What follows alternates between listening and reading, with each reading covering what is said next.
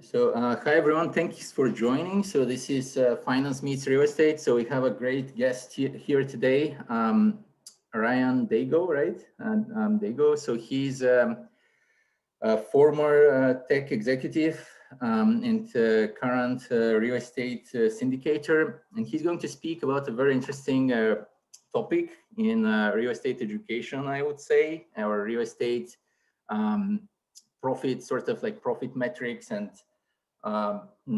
finance. You can say real estate finance. So this is internal rate of return. So as some of you know, so this is probably among the more comprehensive metrics for gauging profitability of a project within a certain time horizon. But it does have a lot of deficiencies as well. So I'm very curious to hear about that and like how it's used specifically in the real estate industry. So with that, I'm going to pass it on to Ryan, and I look forward to hearing what he has to say. Thank you. Right, I appreciate it, Stefan. So IRR is not your friend. That is the title here. What I want you to get out of this talk is a deeper, greater understanding of how to properly evaluate the investment projections, returns, the risk profile of multifamily investments, and to stop worshiping at the altar of the one holy number, which in our industry seems to be IRR, which is the internal rate of return. I'm not here to tell you that like mathematically the number is flawed or that the way the number is constructed is flawed. That's not my premise at all. My premise is that we, as syndicators, which is kind of the role that I serve, we do a very, very poor job of really spending time educating our investors on what they should be evaluating, how they should be evaluating multifamily deals. And instead, a lot of times what we do is we roll out an IRR, we put that on the front, we tell people to focus on that. And it's human psychology to want to put a lot of attention into one number. We like simplicity, right? We like things to be boiled down to be very simple. So IRR, an indication of a return, that's the thing that our eyes tend to gravitate towards. It's human nature. But I want us to become more sophisticated investors. And so I'm going to try to show you how to do that here today. So let me ask you, let me lead off with a question, which is, how many times have you seen this? Doesn't it seem like every single multifamily syndication deal is going to trot out 15% IRR plus or minus, a very small range? Every single one of them. I went online and looked at some that publicize their deals. We've got a really nice property here in Fort Lauderdale, 15% IRR. Columbia, Maryland, 15% IRR. Austin, Texas, 15% IRR. Besides the fact that apparently if you have a pool, that means you get 15% IRR, there doesn't seem to be any similarity between these properties, right? They're all very, very nice, right? So they're obviously A class or above type properties, but they're in completely different parts of the US. They're in completely different markets. Who knows what the submarkets look like, right? Are you going to tell me that all these investments basically have the same return profile? That seems to be a bit specious. And just to make sure that, I'm not picking on any one provider, this happens everywhere. This is another one. I don't have the location of this specific one, but two completely different properties showing exact same return metrics. Now, what does this tell you when you look across the multifamily industry and you see pretty much every investment showing very, very similar returns? Is it that all these properties have the same risk return profile, or B, that IRR is a completely synthetic number that is created on top of hundreds of assumptions made by syndicators, and they all know they have to show a certain number in order to have a marketable property to you as investors? Okay. I am much more in the camp that IRR is, it's too easily manipulated. And what we need to realize is that all these projections that syndicators put in front of you, they turn to crap on day one of ownership. You spend all this time up front putting together marketing materials. You've got your fancy spreadsheets. You've got your analytics. You've done your research, and all that's important, right? Plans are worthless, but planning is everything. That plan on day one of ownership, that's in the past. Everything that you made your investment decision on or based on, on day one of ownership is in the rearview mirror. Now you're dealing with a whole new reality, a whole new set of circumstances. Okay. So I'm just trying to convince you that putting so much weight on IRR and any other type of projected return is a flawed approach. It's a very lossy way of evaluating a multifamily syndication and multifamily investment in general, whether it's a syndication structure or a JV or anything else. You really need to be able to look one level deeper. So who knows what this graph is? And keep in mind, I'm coming from a software development background. Does anybody know what this is called? Obviously, it's labeled, so you get some sense of what it's trying to convey. This is, in software development, this is called the cone of uncertainty. It's basically a graph of how the relationship between time and uncertainty. And it basically just conveys, it's not just about software projects, it's applicable to all sorts of different scenarios, but it basically shows that in the very beginning of a project, you know the least amount, and thus your range of outcomes, the risk, the uncertainty is at its greatest point. Okay. And then as time progresses, you understand more about the problem you're solving, you understand what the end deliverable needs to be, and your range of outcomes gets narrower and narrower until at the final day of a project or delivery, or in our case, an investment, when we finally exit that position, we sell that multifamily asset, that's when we know everything there is to know about the project. Okay. So if we think of this axis, the y-axis, as risk, which is correlated to returns, projected returns, you've got a huge variance in the early stages of your project. When you have when a syndicator has a property under contract, when they're going through due diligence, that's a very early stage of understanding what this property is about, what the potential is. And so you may fire up your spreadsheet, you may make your best effort guesses and estimates and putting in everything you know. You may be a very experienced operator. So you put in all of these very valid assumptions into your spreadsheet, but you cannot hope to have any sort of dialed in knowledge or certainty around what the final outcome in terms of investment returns for that property is going to be over 3, 5, 10 years. It's just impossible. So your range of outcomes from your marketed IRR is probably plus or minus 10% at the least. In the good times, if you bought something in 2014, you are off by 30 or 40% to the upside, right? So your investors were happier and you looked more competent because it was just an amazing environment. But don't you think if you knew you were going to get a 30 or 40% IRR over 2 years in 2014, you would have marketed that to your investors? You would have. You just didn't know, right? So a lot of things have been off way to the upside recently, but in different stages of the market, you can bet that there's also downside risk here. The point is, at the beginning, you just don't understand. So what do you think this line represents? It's not to scale on the time axis, but that is your day of close. Okay. You've done your due diligence. You've gone through the acquisitions process. You have tried your best to evaluate the property, what the rent potential is, what your CapEx and renovation budget is. But guess what? On the day of close, you've narrowed the gap just a little bit. You still have such a massive amount of time ahead of you as far as the ownership of your property that your cone of uncertainty has not really narrowed that much from the day you put it under contract. Okay. And again, you made an investment decision based on material that was constructed and created during the period of greatest uncertainty. So how reliable do you really think those numbers are? That's really kind of the point I'm trying to make here, is that these projections just fundamentally and by definition are not that reliable.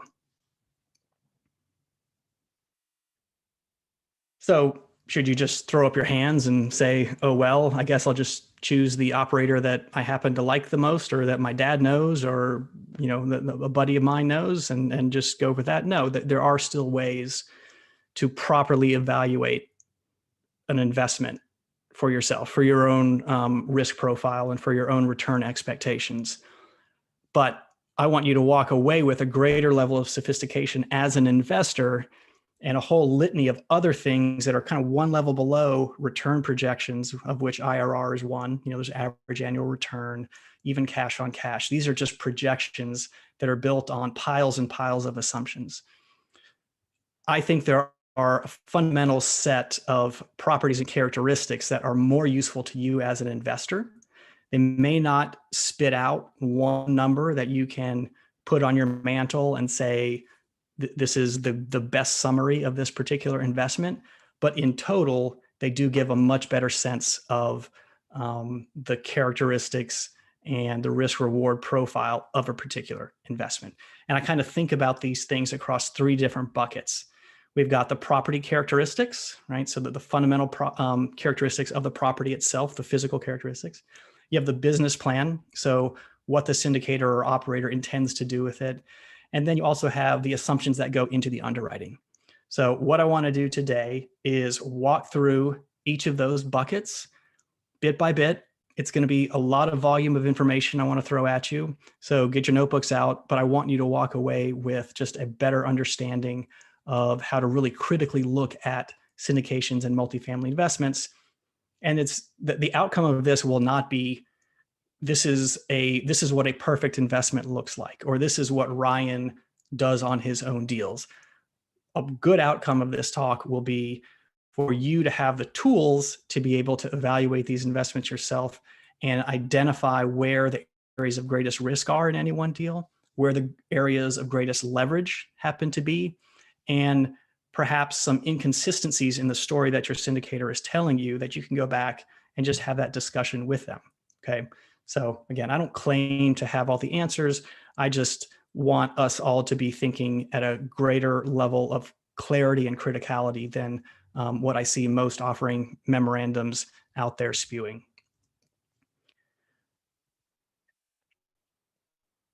By the way, I have my chat window open. If you have questions throughout, feel free to drop them in there. If I'm at a good stopping point, I'll try to do my best. And if not, we'll collect them all at the end and Stefan will make sure that they get answered. So the first bucket I want to talk about are the immutable properties of the property itself, right? And I think about this group of characteristics as things that are going to define the ceiling of the opportunity, okay? They're unchangeable characteristics of the property. So by nature, they define the best possible, the most you could ever expect out of the particular asset.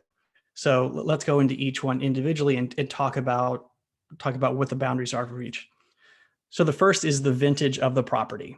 Okay, each vintage has a certain set of concerns that you should be aware of as a passive investor, and you should hope to see them addressed in some way by your operator, or at least know to ask these questions of your operator.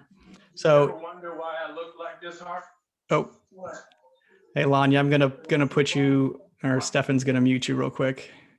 Here we go. You had some background noise. Sorry about that. If you have a question, feel free to drop it in. Just heard a little background noise there. So the vintage of the property. If it's a 1970s property, you things you're going to be dealing with are aluminum wiring, which is unsafe and needs to be remedied at a non-trivial amount of cost. The ceilings might be 8-foot ceilings, right? There's going to be some plumbing and structural limitations or maybe issues. Those are things, if you're looking at a property in the 1970s range, you're going to want to make sure are being accounted for. Bad stuff, bad assets, you shouldn't be investing in them. It's just, if you are investing in them, know that this is the kind of thing that needs to be accounted for. In your 80s to 90s vintage, you've got things like PEX plumbing, which is this plastic plumbing that has turned out to be very brittle and causes all sorts of problems. If you've got that stuff running throughout your walls, that could be a constant source of issue there for your property. Vinyl siding that's really cheap. You've got roofing that's coming up on end of life. HVACs are the same way.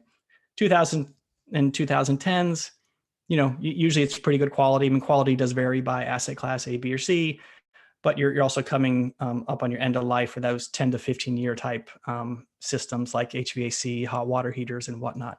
So that's one bucket of things to be aware of. And where this manifests is mostly in your expenses, right? So I'll talk about it at the end to kind of button everything up. But in these buckets of characteristics of the property that I'm talking about, it's not that any one thing, it's that you want to see consistency in the immutable properties of the apartment complex and the business plan and the underwriting.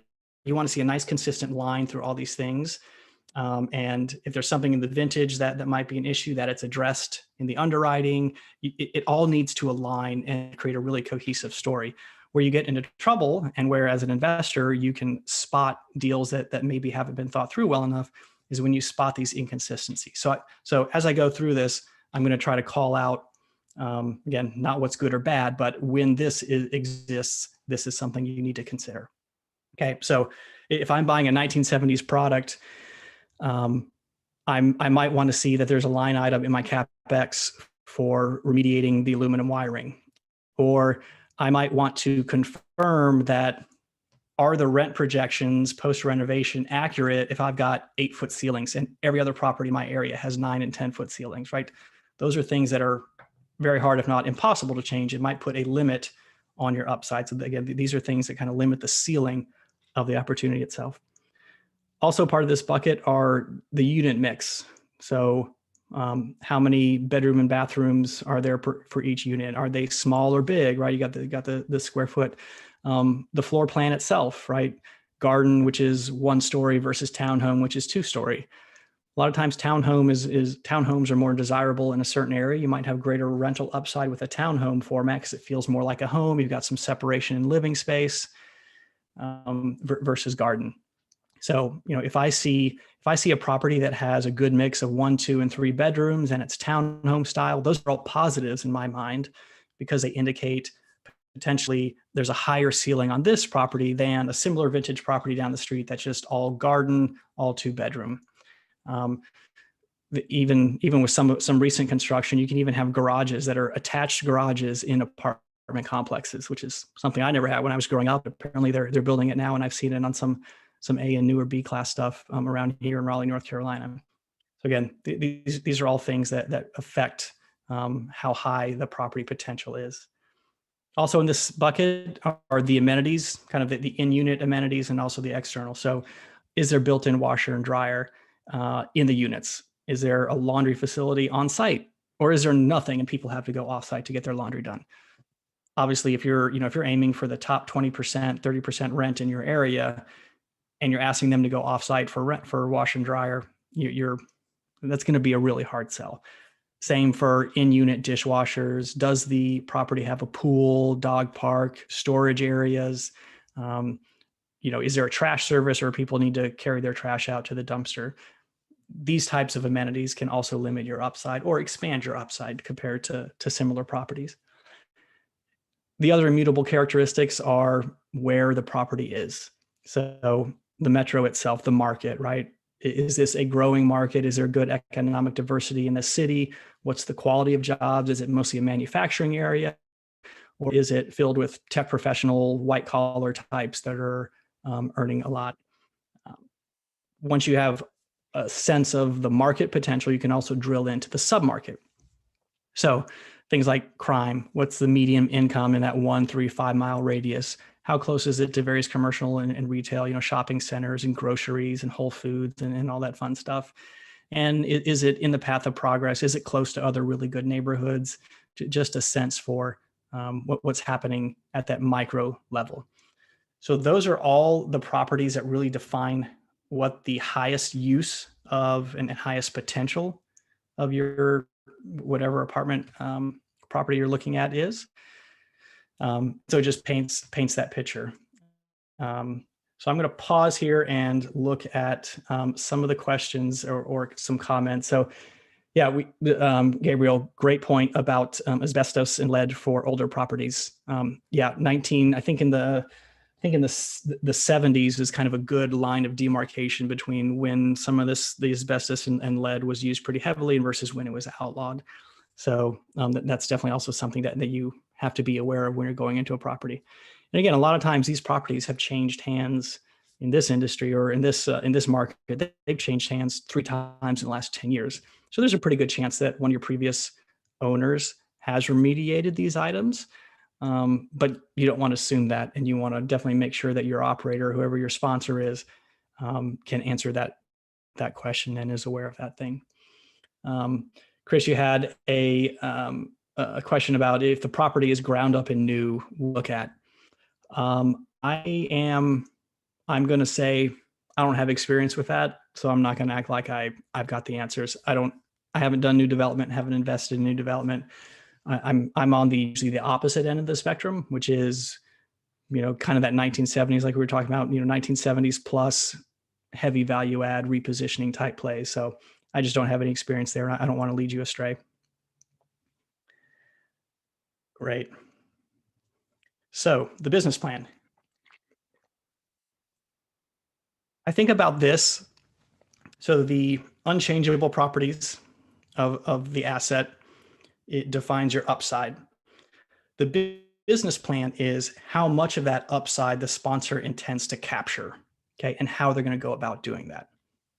And there are a few different things to think about here with the business plan.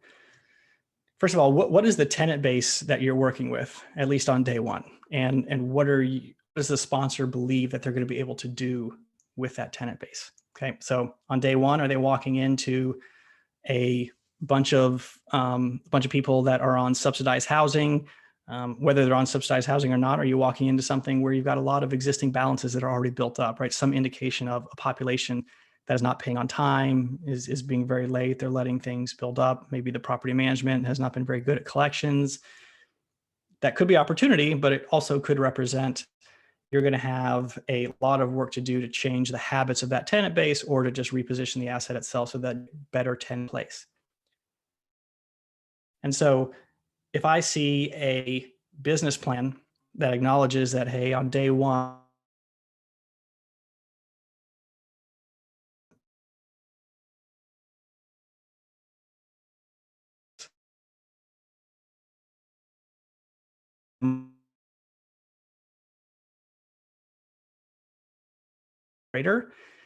I'm going to be pretty skeptical of that claim. That's not the alignment that I'm looking for that I talked about earlier, right? I know that there is a lot more work that goes into repositioning than just letting leases expire and doing work. It takes a long time to kind of flesh that out. A lot of times you just can't change a tenant base in one fell swoop. Okay, so the effort and the time allowed for repositioning, especially when you're talking about not just the physical investment into the property, but also turning the tenant base, is something that I'm going to want to see alignment of with the business plan. Commensurate with that, you've got the renovation budget. What is the sponsor intending to do with a property? Okay, I kind of think about this in also 3 buckets. A lot of my thinking apparently is in 3 buckets, so I must be a pretty simple person. But kind of from my experience, if I see a CapEx budget and it's about $2.5K per unit, to me that's a light value add. That's basically a turn, right? When a tenant leaves and a new tenant comes in, sometimes you have to replace the carpets. Sometimes you got to do a new paint job. Maybe there's some things that are scuffed up. 2.5K doesn't get you very far. At the most, that's a very, very light value add business plan. In your medium business plan or value add, you've got, that's more of a budget around $5,000 per unit. And then super heavy value add, which is going in basically replacing or refreshing almost everything in that unit, is going to be $8,000 or above. And yes, this is all very market specific, but this is the general ratio and relationship between those 3 buckets. So, if I see that there is a business plan and it's calling for new appliances, cabinets, flooring, vanities, cabinet doors, it's calling for the whole 9 yards, but their budget is $5,000 per unit. I'm gonna want to poke at that with the sponsor and make sure that they're being realistic. Maybe it's a 200, 300 unit property. They've got existing property management that they've done this with already on existing property, so they know it can be done. It's in the same area. That their scale allows them a better cost basis than I could ever hope to achieve. That's absolutely possible, but it's something that you're going to want to really dig into and make sure that you understand. And of course, you can't forget, major budgeting for major systems, right? So these little light, medium, heavy value add buckets are kind of my rules of thumb around just the interiors themselves. And a lot of times if you're doing a heavy value add on the interiors, it's usually not that the interiors are trash and outdated and the exteriors are perfect. So it tends, the exterior budget, additional budget tends to be pretty commensurate with what you're spending on the interiors as well. So Mark asks about, are these amounts unit count specific? There are definitely economies of scale when you get up into the higher units. I've seen some operators, that are in the 200-300 unit range. It seems like they can get done for 5,000 to 6,000 what I could get done for 7,000 to 8,000. So there are definitely efficiencies to be had, but they tend to be in a similar ballpark. It's not like they're half, right? They're maybe 20%, which is non-trivial. So it's a meaningful discount. So definitely something to think about. It is where it is in the country, right? If you're in the Midwest or rural area, maybe your cost of labor is a lot cheaper. Maybe you have access to supplies that are a lot cheaper. A lot of factors that go into that, but certainly size is one of them. Also in the business plan, and this is kind of has to do with underwriting as well, but it's I put it in this section for now, is to really look at your expense ratio. And if they're too low, maybe your operator is being a little optimistic, right? The easiest things and the things that have the biggest impact on your outcomes, or at least on your projections, are your top line income.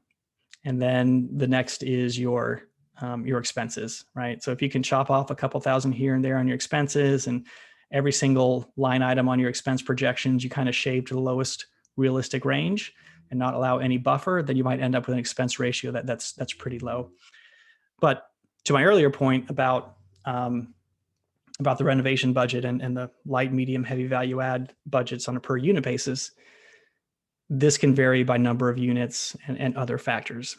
And what I have seen, and this is again based on my experience in my markets, if you have an operator that swears up and down that he's seen differently, then I think you should actually, you should definitely talk to them. It may very well that they just have a different approach or have some different realities. But from what I've seen across quite a few different opportunities and my own operational experience, is that when you have a small multifamily, call it 20 or below, you can really get that expense ratio in the low 40s.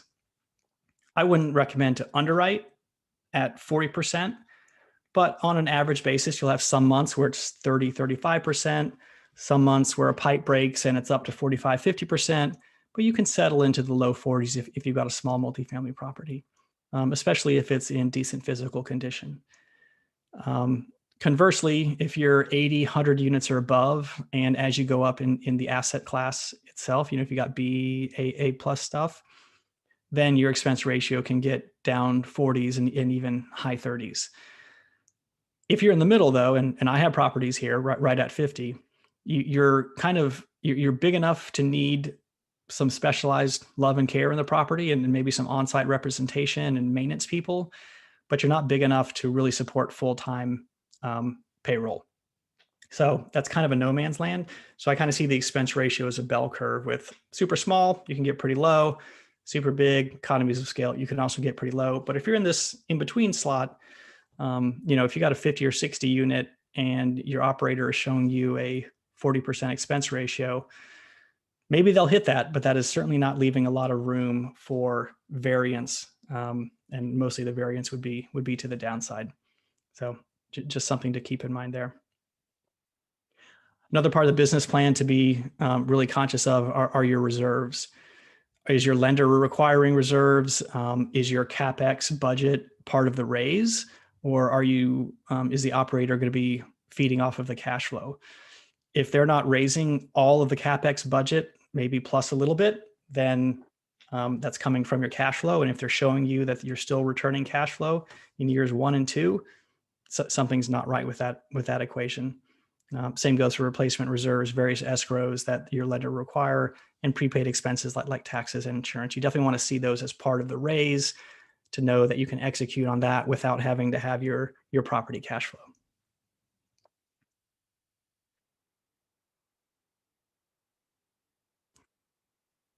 I think I've got 2 more here on the on the business plan itself. So property management, whether it's on-site or off, if it's on-site, it's going to cost you more.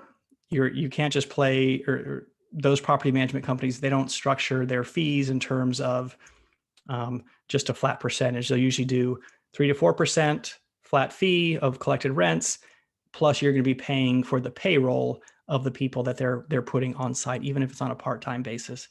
And this kind of gets to the expense ratio, and is one of the key factors in that expense ratio being in the bell curve, in that middle area being higher, which is if you're 40 or less, you probably don't need an on-site representation. If you're 80 or more, you do need on-site representation, but you've got enough units that you can support full-time salary.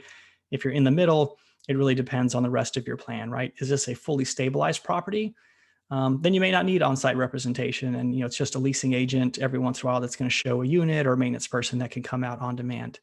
If it's a pretty heavy value add, maybe you want some representation on the site. You're going to want a full-time maintenance person so your expenses can be handled in-house and you're not always vendoring out to other vendors. So how property management is handled and what kind of representation you have is a key part of that business plan. And you're going to want to make sure that it aligns with the work that they're intending to have happen on the property itself. And then it looks like I got an extraneous bullet point here, but the disposition itself, right? So who do the current operators think that they're going to sell to? There's, especially in this market, there's always a buyer, right? But it's good to have an exit plan and to kind of have a profile of who you're going to be selling to. A lot of times, if it's value add, you've increased the value of something. So your group went in and bought at a low price a value add business model. Do you know who's going to come in after you and buy what you think might be stabilized? Maybe that's going to have some impact on your business plan. And maybe you want to cut your business plan short and leave some meat on the bone for the next person to come in so that they can say, hey, I'm buying value add too, and get some of that upside, right? So you want to think about who you're going to sell to as you're buying the property, just because that has backwards effect into your business plan.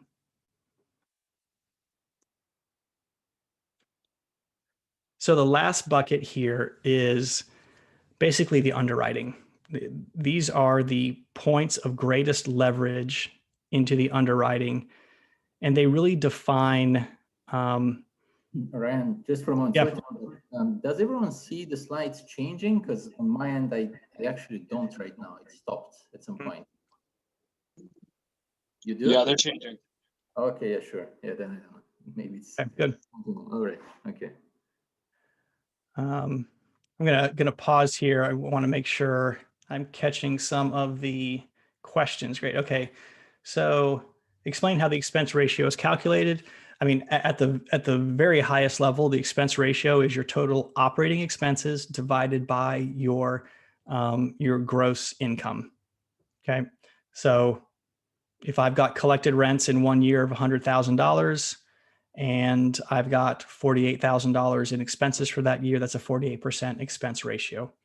So it's just a quick hand way to see how efficient the property is operating. And there are some rules of thumb that based on the asset class, the business model, the size, the scale, everything else, you can kind of get a sense for if an operator is being super optimistic about their projections, and does it align with what you know of the property. Rachel said, "You'd love to see a full sample business plan if you have one to share." I actually do have one to share. If you circle back with me on my contact info on the last slide, I'd be happy to send something out. And then Jan was saying this is the expense to gross rent income, right? Yes, that's exactly right. Okay. All right. So this is the last bucket, and this is where operators always feel the pull to tweak things a little bit here and there, be a little optimistic here and there, to squeak out that last little bit of IRR so that all you investors will be happy with them. It's human nature. We know investor expectations, and it's human nature to want to cater to them. So this is where in the underwriting and in the projections process, that if you understand the other parts that I've talked about the property and the business plan itself, This is where it all comes to fruition. And you can really tell if the operator is saying one thing in this part of the prospectus, but then you go and you look at their underwriting. Again, you look one level below their projections. You're going to see if they're being a little optimistic in some ways, or at least be able to identify when they might be making assumptions that you're not comfortable with. Doesn't mean they won't come true. Again, every operator in the past 5 years has probably outpaced their IRR by 10% to the upside. But again, it just goes to show that you really don't know what you're getting into until you're in there. So let's talk about where those greatest points of leverage are in the underwriting itself. So one thing to look out for is if you go to, and by the way, I would say the most important part of the investor packet and the underwriting to look at is your P&L, right? You want to see a year 1 through whatever stabilization is, call it year 5, call it year 3. You want to go to that P&L part of the offering memorandum and just get really comfortable with looking at a P&L, because that is the source of truth, right? All the inputs into underwriting result in some number, some line item existing on the P&L itself. And the P&L has pretty much everything outside of the capital expenditures, has pretty much everything about the operational nature of that property. So it might take some time, but don't be intimidated. I think this group is probably very comfortable with numbers and spreadsheets, so it shouldn't be an issue for you. But head very quickly to that slide in the OM as you're looking at things. And these are some of the things you're going to want to look for. First of all, the reposition timeframe. If you see that post-renovation rents are going to be $800 a month, and you go to the P&L and you see $800 a month in year 1 average rent, they're not, that operator is being super aggressive about how quickly they think they can implement their new rents. They can go through the physical rehab, they can reposition tenants. And again, year 1 having $800 rents means for the whole course of the first 12 months, you're charging $800 rent on average. So that means on day 1, things are already operating smoothly, which again, if there's misalignment with the business plan, it's a heavy value add or even light or medium, and yet they say this, they're being too aggressive on their reposition timeframe. Also, the rent growth itself, this is a pretty basic one. There are 2 types of rent growth, right? There's the kind that you are forcing because of your repositioning and your value add. But not all business plans have value add, right? There's some that are like, look, we're just buying a stabilized property. It's cash flowing. It's a great asset and a great location. And we're just going to ride out basically the rising tide of this market and banking on the ability to get 3% rent growth per year ad infinitum. I mean, that's been true for the last 10 years. I'm not going to say it's not true for the next 10 years, but those are 2 very different types of rent growth assumptions, right? One is the ownership group is physically doing something and is managing and improving a property to achieve a certain amount of rent growth. The other is I'm going to sit back and rely on this really strong, good market to keep rising. Both can be true. But it's up to you as an investor to understand what you are comfortable with. Okay. Because those are 2 very different types of growth assumptions. One other thing to look at is the other income line of the P&L. This is, it can both be, what you want to understand is how durable and sustainable are the items in the other income. Because not all income is created the same. Not all income will be valued the same by whoever the next buyer is.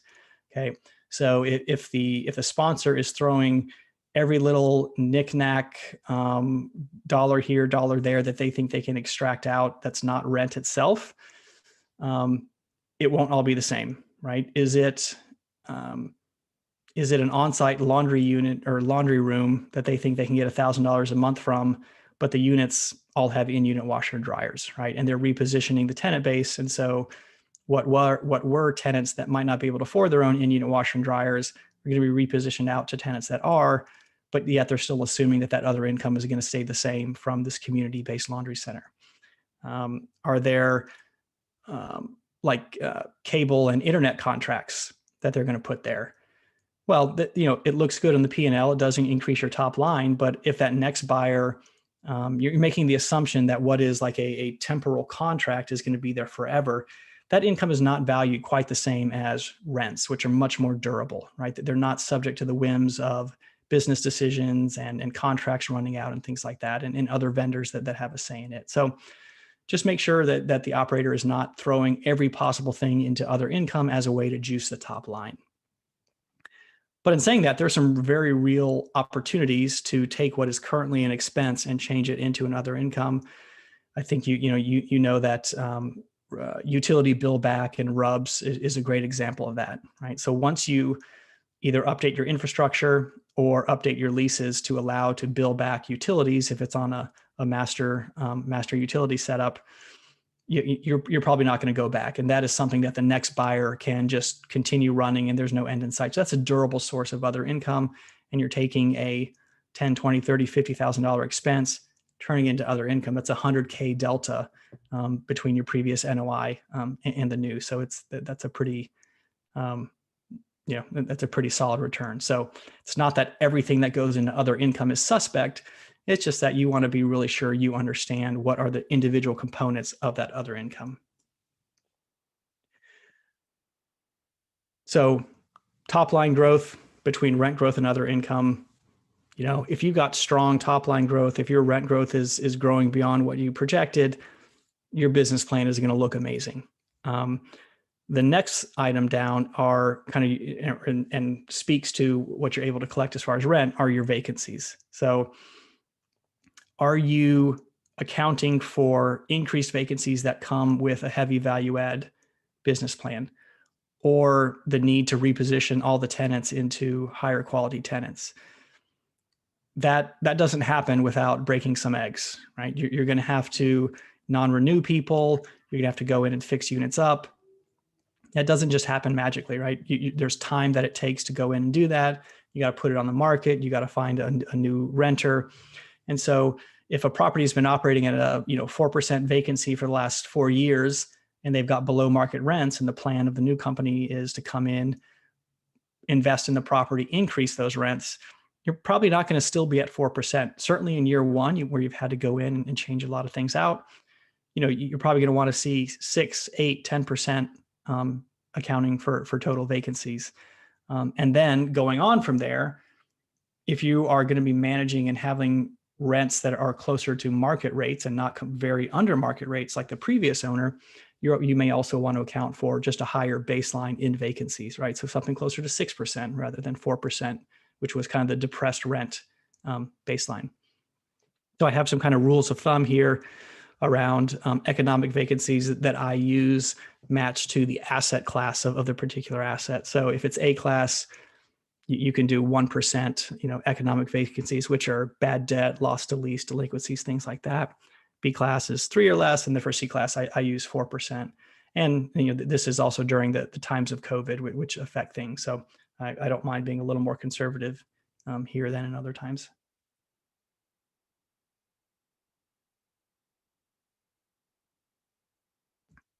Really big item is financing.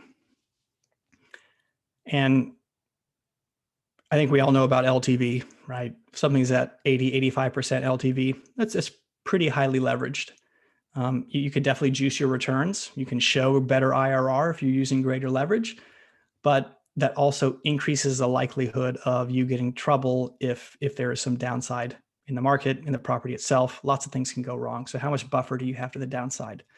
It may be that you are pretty risk tolerant. You love the property, you know the operators, have experience, and you don't mind being a little more highly leveraged. That's fine. That's your choice. You just need to be aware of it. There's also the alignment of how long the term of the loan is to your business model, right? So if you've got a business model that shows that you're going to come in, buy a stabilized property and let it run for 10 years and just rely on the rent growth in that area, but you have a 3 or 5 year term loan, there's a misalignment there, right? And vice versa. If you're doing value add, you tend to want to see alignment of the term to when you're going to be ready to capture the most value of the property. So in a value add, year 2 or year 3, you're probably fully stabilized. Maybe you want to let it sit for a year in season and you want to have a year where you're not forced to sell. So you'd probably be looking at a 3 to 5 year term if you're doing a heavy value add or reposition play. The other part about your financing you want to take a look at is the prepayment penalty. If the business plan is for sure hold for 10 years, but yet you're paying a higher interest rate to have a lower prepayment penalty, then something's not right. You're paying for flexibility. Maybe you want that flexibility, but it's something that you need to be aware of, that there's a cost to it. I have an article on the different prepayment penalties on my site as well. It's a little esoteric of a concept or of a topic, but it's pretty important. And I see a lot of confusion around the different types of prepayment penalties and what it even means. So spend some time to kind of clear up that stuff. Oh man, the exit cap. This is one of the easiest ways to get 1 or 2 more percentage points out of your IRR. It is so tempting in every underwriting model. Like my finger just itches when I'm hovering over the exit cap assumption in my underwriting, because if I drop that exit cap by 1/4 of a point, I can get 1 more percent of IRR that I'm showing my investors. It's a very, very high leverage field in underwriting. So you really want to look at this. And I see a lot of properties that are like A-class properties being bought, and they're stabilized A-class stuff, new build, last 5 years, being bought at very, very low cap rates, 4.5%, some even lower now. And you go look at their exit assumptions, and it's like 3.5% cap rate exit assumption. Like, wow, like that is basically saying that if you bought that property all cash, you would be earning 3% on your money. Now, we live in weird times, right? There's negative interest rates on bonds. There's been cap rate compression for 10 years running in multifamily, at least 7 years running. So that could very well be reality in 1 to 5 years, that our cap rate's super low, and thus the value of our properties per NOI have increased a lot. Very, very rosy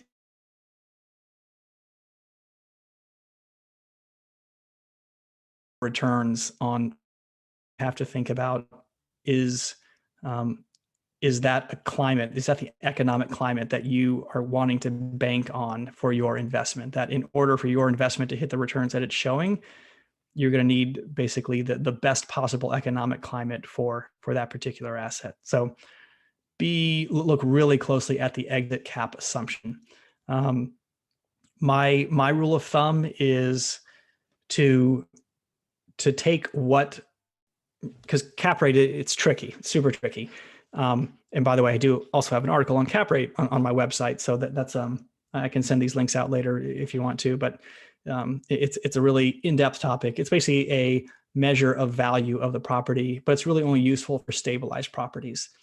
So for value add stuff, I like to look at my market and whatever the cap rates are for the particular asset class I'm investing in today, cap rates for today for a stabilized property, and I'll add maybe 50 basis points. So if stuff is selling at a 6 cap stabilized, I'll maybe assume that in 3 to 5 years, my exit cap is going to be 6.5%, right? It allows for, it's not super conservative, right? But it allows for the fact that, hey, we've been in a compressing cap rate environment for a long time.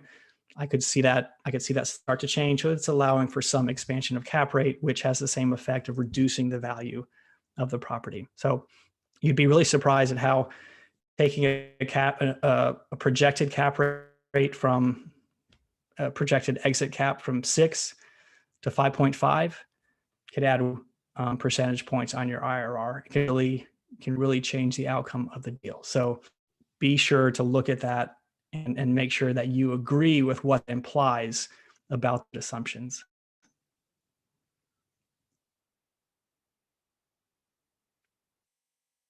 So the return stack is basically how you are paid, how you as the investor are paid. Things like return preferences, hurdles, they all affect how soon you get your money, and comes from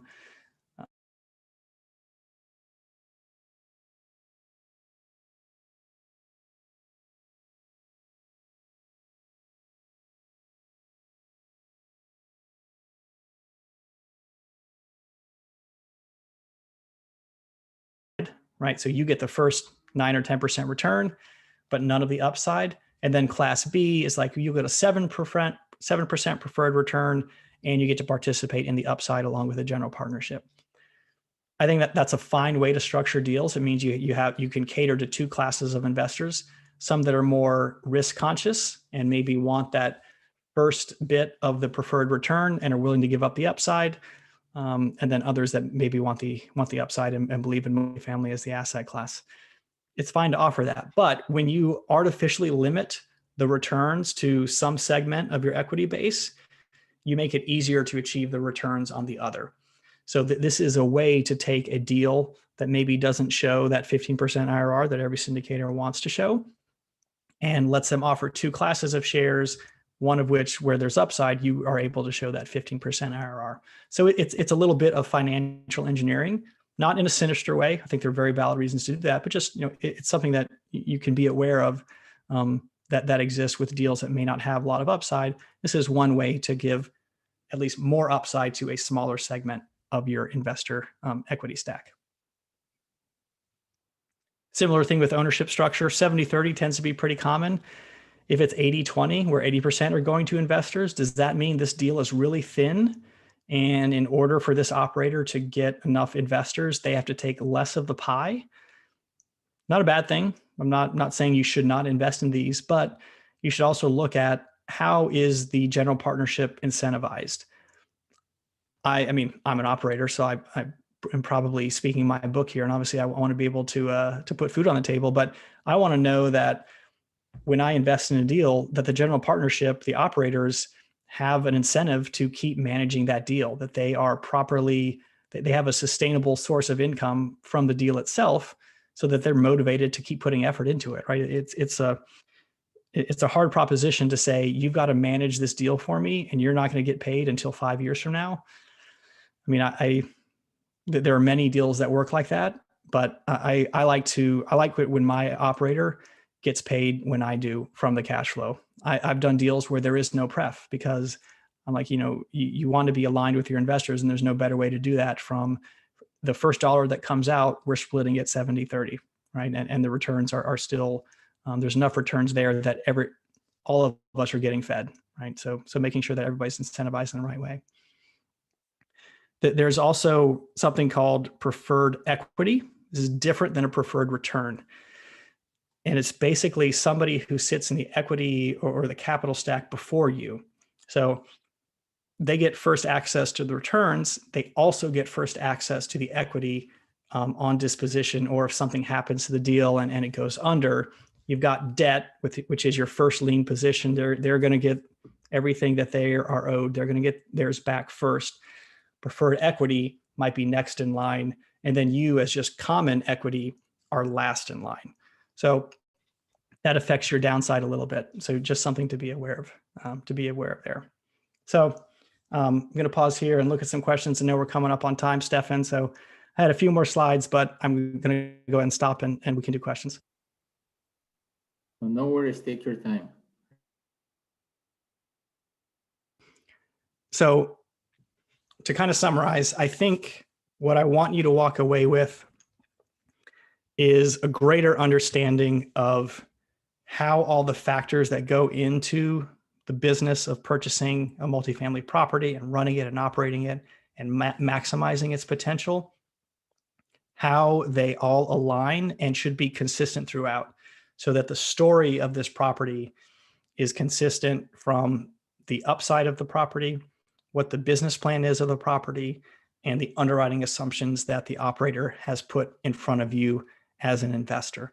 So for the ability for you to call out and identify where the points of leverage are, where the points of risk are in any deal, and any inconsistencies that exist, without even looking at the IRR or the return projections of your offering memorandum, you should be able to just take that slide, put it over somewhere else, and go through that business plan and be able to come to some sort of conclusion on your own about whether that investment is right for you, has the right risk reward profile.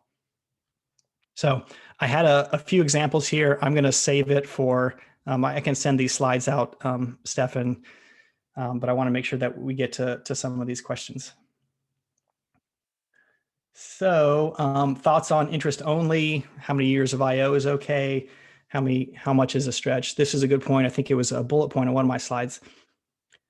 I've seen some really aggressive, so it tends to happen more in A-class stuff. I've seen deals really, high quality properties that are purchased at super, super low cap rates. The assumption of an exit cap is also very low, and their financing has like 5 years of IO. So obviously it's cash flowing pretty well over those 5 years, and it's assuming rent growth. But over 5 years, you're not paying down any principal. So it just speaks to how much buffer the operator plans to add to the bottom line as the property operates. If it's IO for 5 years, all that cash is being distributed out to investors. You're not building any safety net as the property grows. So definitely something to look out.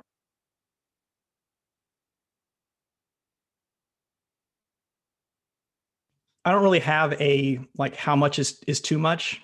I see 1 to 2 years of IO as being in alignment with heavy value add business models, right? It gives you 2 years to go in, put a lot of capital in, reposition the property, get good tenants. But by year 2 or 3, you should kind of be at a stabilized point. And if you can't bear the debt burden of non-IO debt, then you might be getting in over your head. So as long as there's alignment there with the business plan, I think it's fine. 5 years on a stabilized business plan, it's not for me. That risk reward profile doesn't match kind of what I want to go into, but it might be right for you. Any thoughts on evaluating investments in towns that are geographically far? Do you just go by operators' documents, or do you do something over and above? Yep, I think there are some pretty easy ways to verify like rent comps in the area. I wouldn't necessarily use the rent comps that the operator puts in front of you in the OM, but going on apartments.com and again, looking at the type of property, right? What are the physical characteristics and amenities of the property that we talked about earlier in the presentation? That can tell you a lot, that can let you know if you're comparing apples to apples, right? So if your operator is saying, hey, we can get $1,000 a month in rent, but all the comps that you pull up on apartments.com are 9-foot ceilings, they have pools, they're B class or above, they look really nice from the outside, and yours is some 1960s build cinder block little turd that's been painted turquoise. That may not be the right comp. So you can definitely do a lot from afar. Just comparing rent comps and looking on city data type sites to look at your submarket for crime and other things to really make sure that you're not being sold too much on the potential of that particular area. Siva says he's seen a GP who's raising money for just closing costs and financing it 100% LTV. Is that a red flag? So raising money just for the closing costs, financing LTV. It's hard to know if that's a red flag without knowing the business plan. I think 100% LTV is, I would not be necessarily comfortable doing that. If they're raising just for closing costs, then that implies there's no CapEx budget, there's no replacement reserves, there's no things like that. So, if it's a heavy value add, a lot of times a 70% loan to cost loan might be the same as 100% loan to value or loan to purchase price. So if this is a heavy value add and he's also raising money to do the renovations, and when it's all said and done, you think the value of the property will have increased by 30, 40, 50%, then what going in is a 100% LTV loan might end up being a 70% LTV loan in a year or two. I won't say it's definitely a veto, but it is a little suspect. I haven't seen 100% LTV again, unless it's also 70% loan to cost. Mark asks, do you underwrite a refi into your deals or just a 5-year hold and see if the deal works that way? If you underwrite for a refi post-stabilization, how are you projecting rates? Yes, so I do tend to underwrite refis years 4 to 5, but that's because I do a lot of value add of kind of C-class stuff that I'm trying to bring up to B class. So I'm putting a lot of money in, a lot of effort up front, not a lot of cash flow in years 1 or 2. Hopefully it's stabilized by year 3. And then I want to give myself a 2-year window to let it season and to not be forced into selling because, oh my gosh, I've got 6 months till my loan term is up and the bottom has fallen out of the market, COVID style, right? So that is my timing. But again, that financing has to match up with the business plan. If I bought a stabilized B class, I'm just going to let it run for the most part. And, as things turn, I'm going to repaint and maybe switch out appliances. Then maybe my financing can be longer term, 7 to 10 year term. As far as projecting rates on refi, kind of like the cap rate, if it's that year 3 to 5 range, whatever the interest rate that I can get today, I'll increase it by 50 basis points, half a point, and that'll kind of be my assumption. So it leaves a little bit of room for rates to rise, which is 2 to 3 years is kind of short term. Every indication from the Fed is that they are committed to keeping rates low for several years. But I'm not going to, count on their word for that. So I'm going to build in a little buffer there. But I could definitely see a pretty low interest rate environment for a long time. Yan asks about another question regarding the refi. Do you see most of the GPs treat refi as return of capital or return on capital?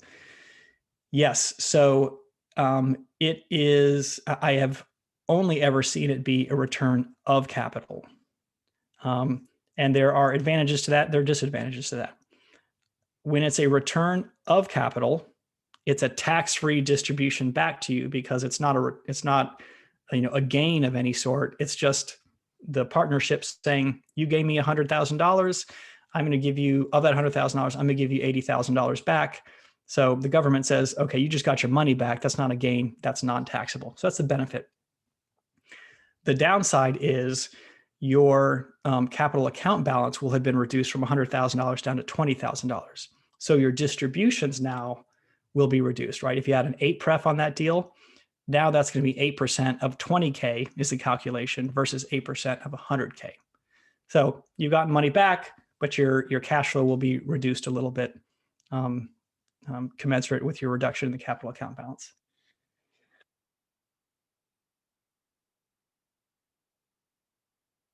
Meaning whether the cash flows afterwards are based on shrunk capital base or the original investment. Yeah, it would be shrunk. It's called the capital account balance, and that would have been reduced.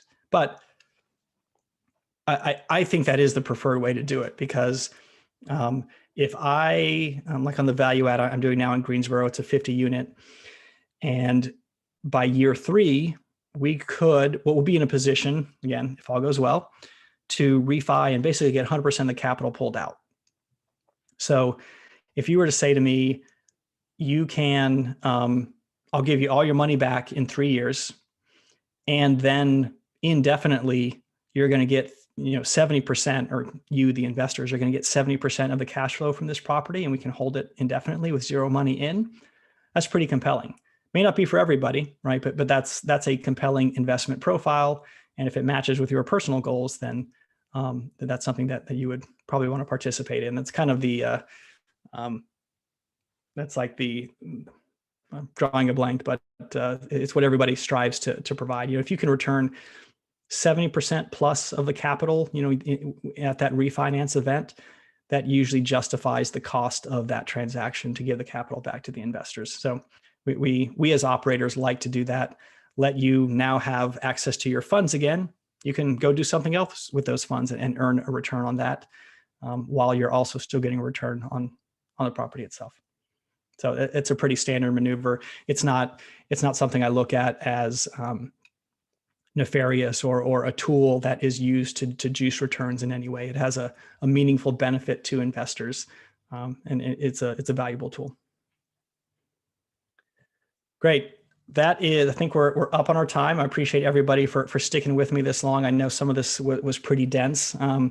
We don't expect you to memorize everything, but as you are looking at OMs from your sponsors, I hope that from this point on, you can kind of look at it with a more critical eye, and maybe some of the things that I talk about will serve as kind of a framework for you to really judge, without looking at the IRR itself, to judge whether the investment is right for you.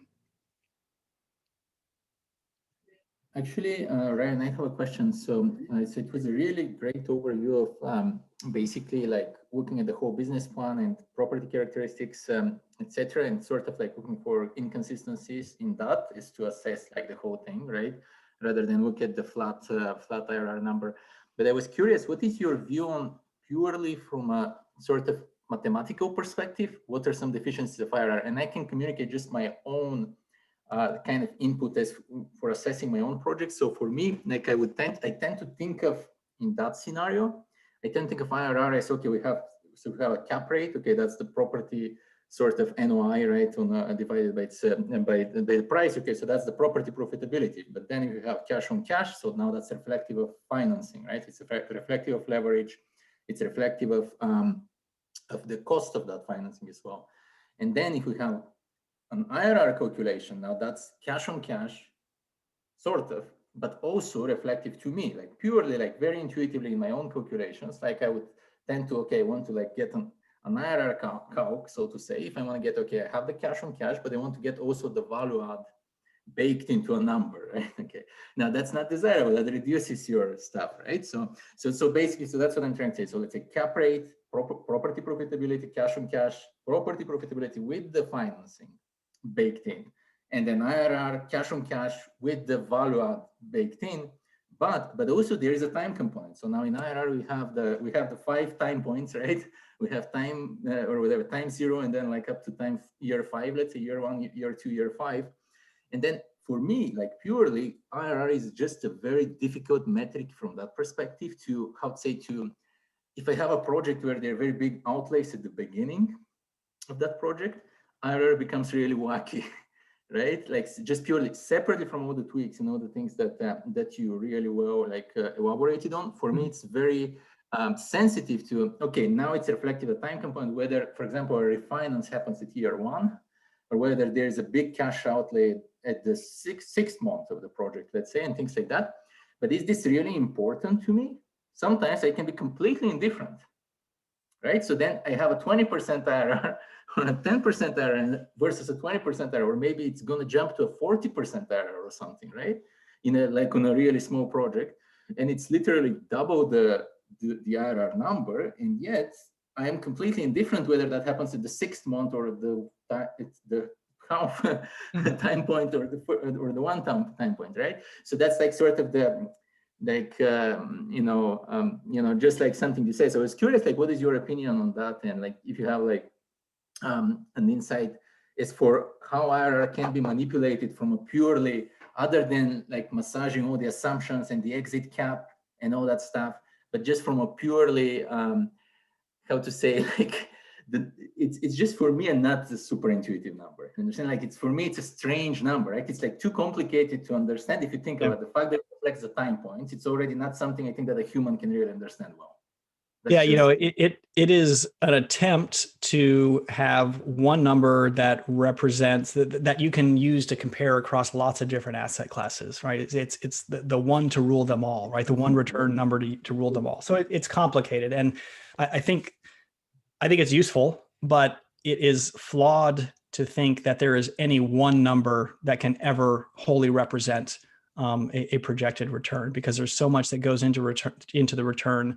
Like you mentioned, you have different cash out events at different times. You've got, equity multiples. You got the time frame that you're holding it, and that there's it tells you very little about the return itself. And you can have two investors that are looking at a 15% IRR or 10% IRR, and depending on their priorities and the return profile of that particular investment, it'll be right for one of those investors and completely wrong for the other, right? So it's just, you can't ever use one number. So I think it's really important to think about for yourself, why am I investing in this asset class? Real estate has some very distinct advantages over others. We all know about cash flow. We all know about the tax advantages. It can be pretty balanced, where you get cash flow, you also get appreciation, but also has some downsides as far as illiquidity, long hold times, and whatnot. So, you see IRR, cash on cash, refinance events, return of capital events. Those are all things that that could be different even when the IRR stays the same.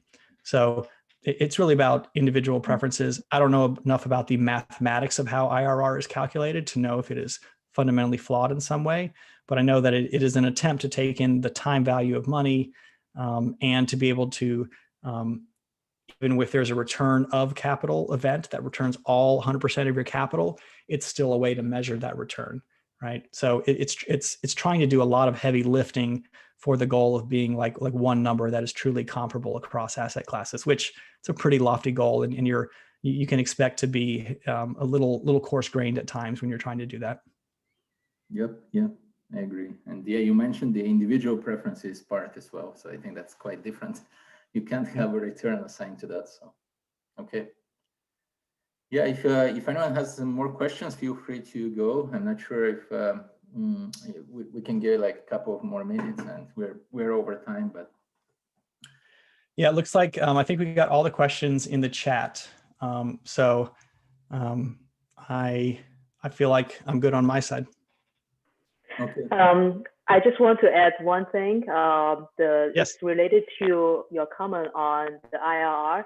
So basically, IRR is just like a common metrics to compare across different projects, because at the end of the day, what you are doing is that you discount future cash flow to today, right? So each project or different asset class, they have different cash flow in the future. So how do you compare them? So how do you compare them? You need to discount them back. So the IRR is the discounting factor so that you can compare to them. So, but the issue with that is, as you said, a lot of people just manipulate that number. So you can't just compare to that. Another thing I want to add is that when you look at two projects with two different IRR, not just jump to the one with higher IRR, you also need to consider what kind of risk I'm taking. So you really want to compare is risk-adjusted return. So if one is cash flow property give you 10%, another one, let's say it's highly value add project, but it only gives you 12%. Are you willing to take additional risk to just get that 2%, right? So each person has different like a preference. So yeah, that's what I want to add. I really like your content. It's really good. Thank you. Oh, thank you very much. And I completely agree with your comments as well. That's one thing I didn't explicitly talk about, but it was kind of woven throughout this discussion was the risk return profile. It's a pair that cannot be unlinked, right? So IRR is a measure of upside, but it does nothing to talk about your downside. And I mentioned a couple things in here around financing and different aspects of the business model that kind of define your floor. I have investors that would be happy with a 6% first lien return, right? So very, very limited downside, and all they're getting is 6%. It's fine if you want that return, right? Real estate is a very flexible asset class, and there are ways you can get that return with real estate. But then there are also, I think a lot of newer investors, again, they're trained to look at the IRR.